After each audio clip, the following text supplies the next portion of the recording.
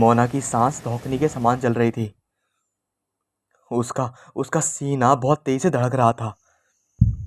उसने इधर उधर नजर दौड़ाई और पानी की बोतल उठाकर एक सांस में सारा पानी पी गई। लेकिन प्यास अभी भी बुझ नहीं रही थी और अभी भी घबराहट के कारण उसकी धड़कन बढ़ी हुई थी। वो उठी और कैंप से बाहर आई। सामने उसके और भी दोस्तों ने अपने अपने कैंप लगा रखे थे। उसने सोचा किसी को उठा लेती हूँ, लेकिन किसी को अपनी हालत के बारे में बताकर वो शायद हंसी का पात्र नहीं बनना चाहती थी, क्योंकि अपने फ्रेंड सर्कल में वही एक बहुत हिम्मती मानी जाती थी। उसने अकेले ही उस इकलौते नल की ओर बढ़ना शुरू किया, जो कुछ दूर एक शमशान में स्थित था। मोना और उसके दोस्त एडवेंचर के बहुत शौकीन थे। कॉलेज की छुट्टियों में अक्सर वो कहीं ऐसी जगह कैंपिंग करने जाते थे जहां लोग जाने से भी डरते थे। आज उनकी कैंपिंग रायगढ़ के मशहूर शमशान घाट के पड़ोस में स्थित एक बाग में थी। लोगों के अंदर बसी दहशत और अंधविश्वास को खंडित करना और अपनी आधुनिकता का परिचय देना उनका मुख्य काम था। कहीं दूर कुत्ता या सियार रोया और नल की तरफ बढ़ रही मोना के जिस्म में सिरन सी दौड़ गई। लेकिन वो नाम की साहसी नहीं बल्कि काम से भी साहसी थी। लेकिन आज पता नहीं क्यों उसकी हिम्मत उसका साथ नहीं दे रही थी। एक आवाज आई जो उसके पीछे से गुजरी। मोना झट से पीछे मुड़ी। चारों तरफ सिवाय अंधेरे और सन्नाटे के कुछ नहीं था। कहते हैं कि इंसान का जो दिमाग होता है वो काफी वहमी होता है। जब तक वो अपनी आंखों से सच ना देख ले तब तक वो विश्वास नहीं करता। सामने एक बरगद का पेड़ था जिसकी इधर उधर फैली हुई विशाल शाखाएं मानो बाहें फैलाए उसी को बुला रही थी। मोना को अकेले जाने में पता नहीं क्यों एक अजीब सी उलझन और घबराहट हो रही थी, पर अपनी हिम्मत का परिचय स्वयं को देना भी उसे बहुत आवश्यक पड़ गया था। एक आवाज हुई। सामने खड़े विशाल बरगद की ऊंची चोटी से आवाज आई। ये आवाज करते हुए दो बड़े बड़े उल्लू हवा में परवास करते हुए सामने की डाल पर जा बैठे। उनकी अजीब सी शक्ल और अंधेरे में चमक रही गोल गोल आंखें जो उसे ही घूरी जा रही थी, उनको देखकर मोना के बढ़ते कदम थम गए। यार, ये क्या हो रहा है तुझे मोना? पता नहीं आज आज कैसी अजीब सी फीलिंग आ रही है। आज तक तो कभी ऐसा नहीं हुआ। मोना अपने आप से बुदबुदाई। तभी एक हवा का झोंका सा आया और मोना के रोंगटे उस गर्मी में भी खड़े हो गए। उस भयंकर गर्मी में, उस गर्म प्रदेश में एक हवा का अत्यंत शीतल झोंका होना बहुत ही अजीब सा एहसास करा गया। सामने शमशान में उसके नाम के अनुरूप काफी ज्यादा खामोशी थी, लेकिन कुछ था जो काफी अजीब था। एक ताजी जली चिता जिसकी राख में से अभी भी धुआं उठ रहा था। उसके पास ही एक अजीब सी धुंध छाई थी। मोना को अब डर सा लगने लगा। आज से पहले उसे कभी भी ऐसा डर नहीं लगा था, चाहे वो कितनी भी भूतिया और अजीब जगहों पर गई हो। लेकिन बिना पानी पिए उसे लौटना भी मंजूर नहीं था। उसने आओ देखा न ताओ और कमर कसती हुई नल की तरफ बढ़ी। ज्यों ज्यों वो आगे बढ़ती, उल्लू की गर्दन उसी दिशा में घूमती जा रही थी।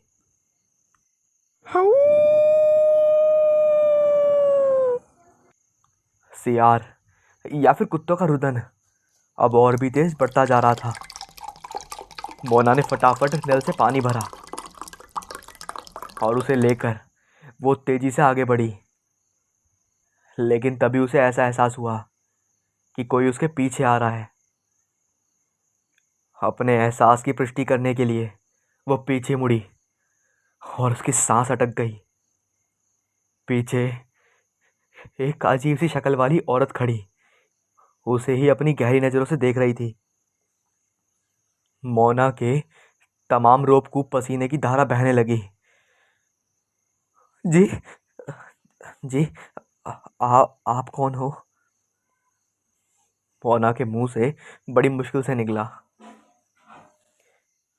बेटा, बड़ी प्यास लगी है, थोड़ा पानी मुझे भी पिला दो। उस औरत के मुख से गहरी और ठंडी आवाज निकली। उस औरत को बोलता देख मोना की जान में जान आई और उसने उस औरत को पानी दे दिया।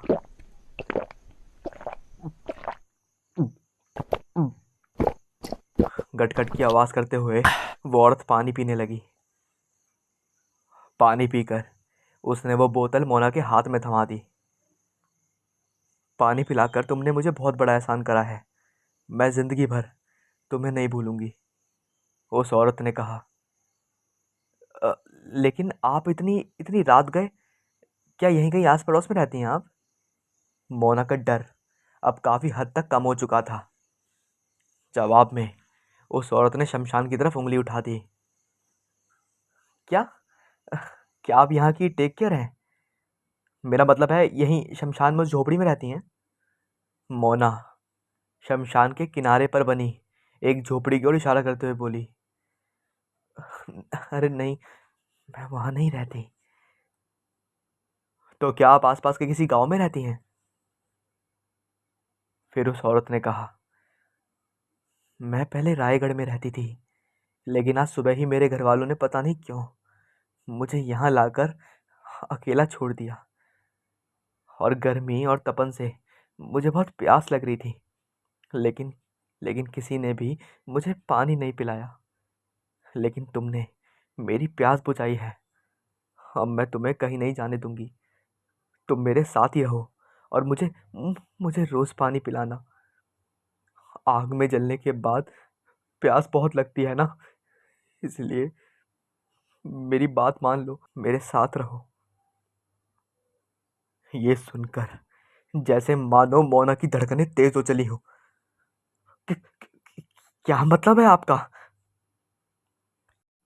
फिर उस औरत ने उसकी तरफ थोड़े से कदम बढ़ाकर कहा, मैं आज ही मैं आज ही यहाँ लाकर जलाई गई हूं ना। वो देखो वहां। उस औरत ने उसी ताजी जली चिता की तरफ इशारा करते हुए कहा। मोना की रीढ़ में बहकी सिरन दौड़ गई। उसे पहले से ही उसका इतनी रात में होना अजीब लग रहा था, लेकिन दिमाग को तो जैसे सबूत चाहिए था। मोना डर से पीछे हटी और भागी, लेकिन उस औरत का हाथ लंबा हुआ और उसने भाग रही मोना का हाथ पकड़ा और बोली, क्यों भाग रही हो? अब मैं अब मैं तुम्हें कहीं नहीं जाने दूंगी। मोना डर के मारे चीख मारने लगी। मोना! अरे मोना! मोना! उठो! क्या हुआ तुम्हें?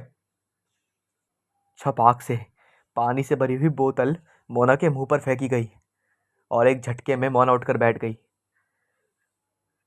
अरे भाई, क्या हुआ था? क्यों इतना चीख रही थी? मोना के दोस्त राहुल ने बोला। मोना की कुछ समझ नहीं आ रहा था। उसने इधर उधर माहौल का जायजा लिया और जब उसे समझ आया कि वो एक अजीब और डरावना सपना देख रही थी, तो उसने एक लंबी राहत की सांस भरी और अपना माथा थाम लिया। हाँ, जरूर ये कोई बुरा सपना देख रही थी। ओके, चलो गाइस, अब यहां से निकलते हैं, मोना की दूसरी फ्रेंड ने बोला। सभी अपने अपने सामान की पैकिंग करते हुए अपने अपने कैंप्स को उखाड़कर अपने बैग में पैक करने लगे। अभी भी उसी सपने में खोई हुई मोना की नजर सहसा अपने हाथ पर गई। उसकी आंखें फैलती चली गईं। हाथ पर एक अजीब सा निशान पड़ा हुआ था। काफी ध्यान से देखने पर पता लग रहा था कि जैसे किसी की उंगलियों के निशान छपे से हैं।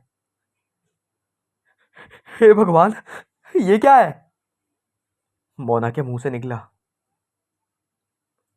तुम लोग गाड़ी के पास चलो, मैं भी आती हूँ, मोना ने अपने दोस्तों से बोला।